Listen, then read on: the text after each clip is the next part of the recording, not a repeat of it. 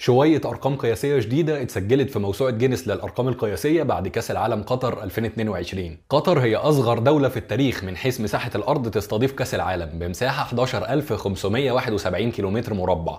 كريستيانو رونالدو بقى هو أول لاعب في التاريخ يسجل هدف على الأقل في 5 نسخ متتالية من كأس العالم. ليونيل ميسي أو بالأحرى بطل العالم هو أكتر لاعب يشارك في ماتشات في كأس العالم بواقع 26 ماتش. ومش بس كده، أبو تياجو كمان هو أكتر لاعب في التاريخ يكسب جايزة رجل المباراة ب 11 مرة. وكمان الليو هو أول لاعب يعمل تمريرة حاسمة في 5 نسخ مختلفة من كأس العالم. عندك بقى أعلى هدف يتسجل من رأسية في تاريخ كأس العالم كله اللي جابه يوسف النصيري لاعب منتخب المغرب ضد البرتغال بارتقاء وصل ل 2 متر فاصل 78 سنتي. وتكملة للرقم اللي فات، فمنتخب المغرب بقى هو أول منتخب في التاريخ عربي وأفريقي يوصل لسيمي فاينال كأس العالم.